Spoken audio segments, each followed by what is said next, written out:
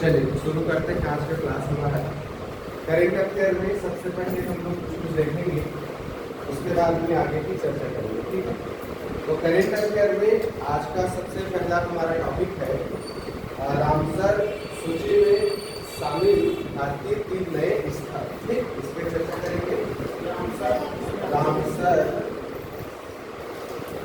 सूची में शामिल, रामसर सूची में शामिल 3 नए भारतीय स्थल, ठीक है। तो हाल ही में रामसर लिस्ट में 3 नए भारतीय स्थलों को शामिल किया गया है, इस पे चर्चा करते हैं, देखते हैं, ठीक है। तो ये 3 नए रामसर स्थल कौन कौन से हैं? तो सबसे पहले है आपका नंदराज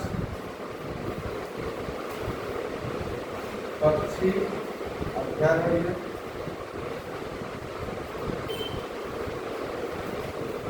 ठीक है, नंदराज पक्षी अभ्यारण्य। दूसरा है काजू वेदी, काजू वेदी पक्षी अभ्यारण्य। और तीसरा है तवा जलाशय, तवा जलाशय। ये दोनों आपके तमिलनाडु में है,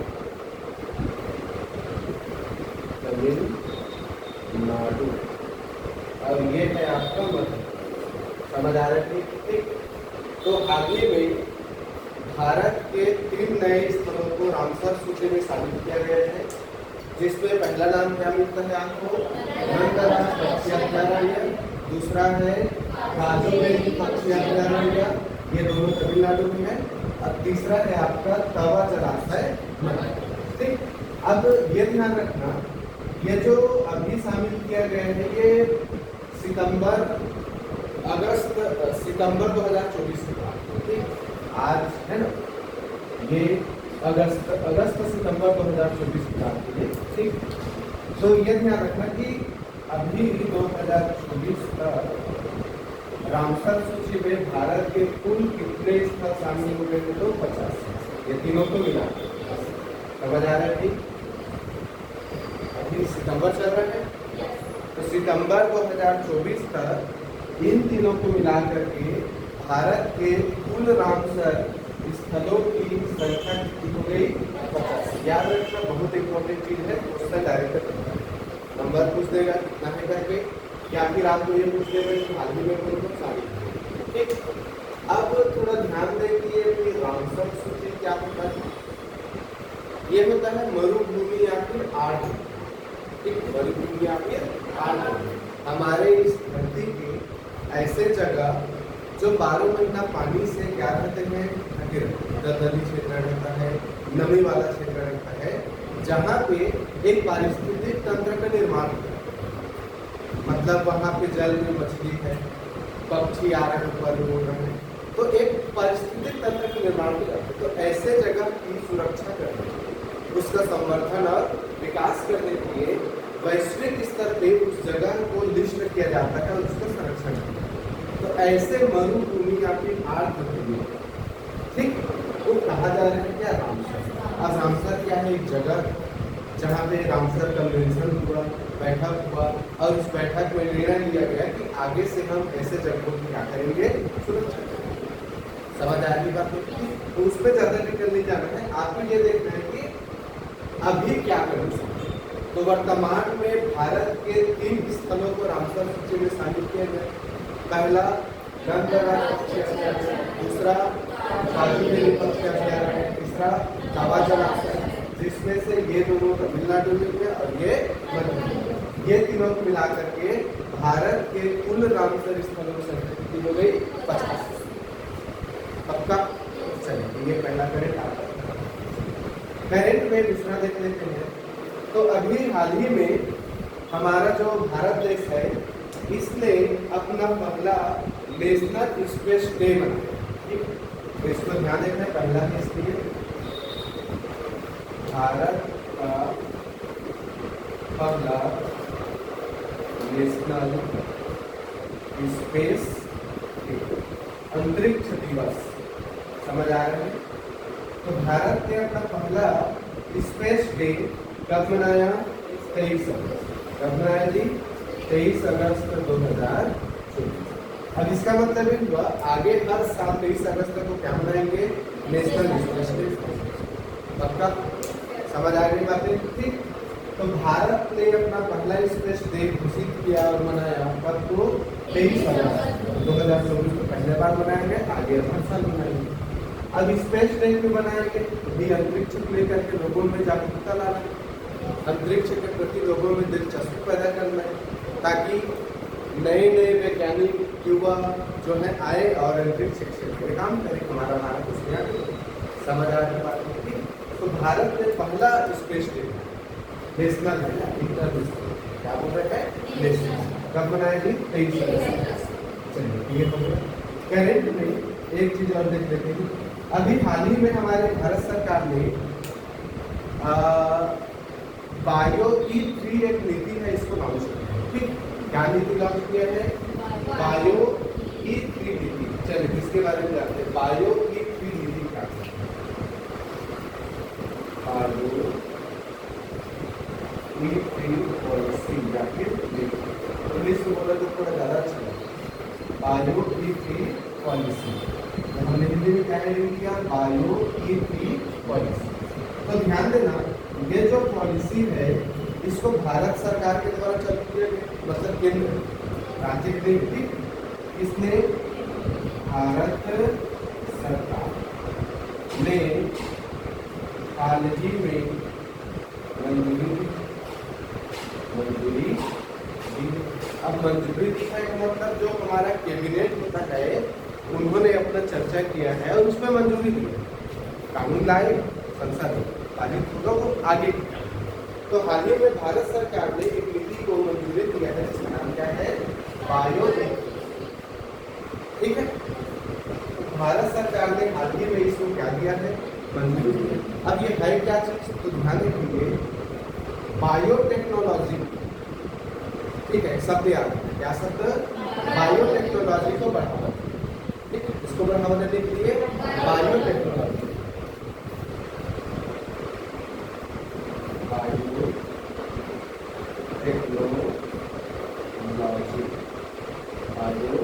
टेक्नोलॉजी को क्या देने के लिए दी? बढ़ावा देने के लिए। ठीक, तो बायोटेक्नोलॉजी को बढ़ावा देने के लिए हाल ही में हमारी केंद्रीय सरकार ने इस योजना को मंजूरी दी, जिस योजना का नाम क्या है? बायो नीति। ठीक, तो इसका उद्देश्य क्या है? बायोटेक्नोलॉजी को बढ़ावा देना। अब बायोटेक्नोलॉजी तो जैसे हम लोग बायोफ्यूल्स बोलते हैं, जो डीजल जो है उसके जगह पर, जैसे अभी हम लोग अब एथेनॉल वगैरह का, ग्रीन हाइड्रोजन, तो ऐसे चीज जिसमें कार्बन का उत्सर्जन ना के बराबर, समझ आ? ऐसा ईंधन हो या ऐसा कोई भी चीज हो, ऐसा टेक्नोलॉजी हो जो कार्बन के उत्सर्जन को क्या करे? जीरो करे। ऐसी टेक्नोलॉजी को क्या देना है? बढ़ावा देना। इसके लिए क्या किया जा रहा है? बायो।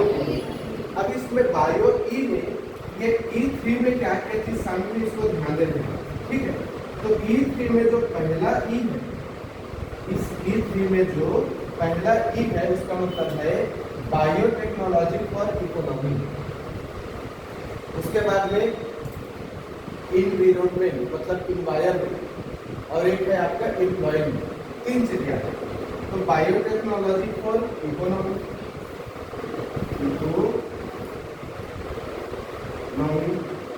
इसके अलावा दूसरा हमारा ई का मतलब है इन्वायरमेंट। क्या मतलब है?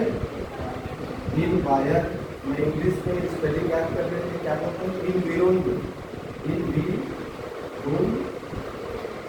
इससे स्पेलिंग अच्छे से पढ़ते हैं इन्वायरमेंट, समझ आ गया? अब हमारा तीसरा ई का मतलब है इकोनॉमी, एम्प्लॉयमेंट। ये इकोनॉमी हो गया, इन्वायरमेंट हो गया। अब तीसरा क्या बोला?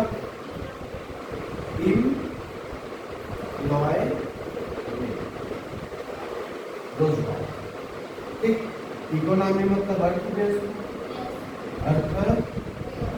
व्यवस्था, तो अर्थव्यवस्था के लिए बायोटेक्नोलॉजी, पर्यावरण के लिए बायोटेक्नोलॉजी, समझ है, और रोजगार के लिए बायोटेक्नोलॉजी, रोजगार, समझ आ रहे हैं भाई। तो इन उद्देश्यों को लेकर के हमारी भारत सरकार ने इस नीति का क्या किया है, प्रादुर्भाव किया है, मंजूरी की है, ठीक। तो E3 में आपको पूछेगा कि E3 में क्या मतलब है। तो एक E का मतलब है इकोनॉमी, एक E का मतलब है इन्वायरमेंट, और एक E का मतलब है इम्पैक्ट। समझ में आई बातें, ठीक। तो आगे चल के इस नीति के बारे में और अच्छे से काम किया जाएगा, इतना याद रखना है मेरे को। अब मतलब बायो का मतलब मैंने बताया ऐसा कोई भी टेक्नोलॉजी जो कार्बन उत्सर्जन को कम करे। तो यहाँ पे कार्बन से रिलेटेड एक चीज याद आ रही है, बता दें। भारत सरकार ने ये लक्ष्य रखा है कि 2070 तक, कब तक, 2070 तक जीरो कार्बन उत्सर्जन के लक्ष्य को प्राप्त करें, ठीक। जीरो कार्बन क्या रखा है लक्ष्य, उसमें रखा है जी है ना।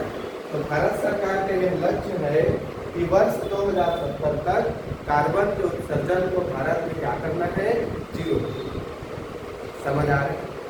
तो यदि हमको कार्बन के उत्सर्जन को जीरो करना है और हमने 2070 का लक्ष्य रखा है, उसके लिए अभी से काम करना पड़ेगा। तो उसी के दिशा में ये पहला कदम बायो, समझ में आ रही बातें, ठीक है। तो ये ऐसे टारगेट वगैरह ना पूछे जाते हैं एग्जाम में। भारत सरकार ने कब तक ये लक्ष्य रखा है कि जीरो कार्बन उत्सर्जन करना है, याद रखना 2070। हर चीज के लिए अलग अपना टारगेट रहेगा सरकार। चलिए, ये हमने आज का क्या देख लिया, करंट अफेयर अति महत्वपूर्ण है, चाहे आप सेंट्रल एग्जाम का दो या फिर गवर्नमेंट एग्जाम। तो पहला हमने क्या देखा जी, रिवाइज कर ले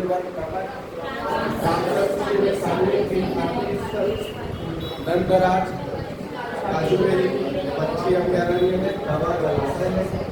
हमने क्या देखा, भारत का 15 नेशनल स्पेस डे, यही को हमने देखा। वायु नीति केंद्र सरकार का है, बायोटेक्नोलॉजी के लिए पहले ई का मतलब है इकोनॉमी, दूसरा ई का मतलब है इन्वायरमेंट, अब तीसरा ई का मतलब है इम्प्लॉयमेंट। तो ये बातें आपको ध्यान दें, समझ में आ रही है। चलिए, ये करंट अफेयर के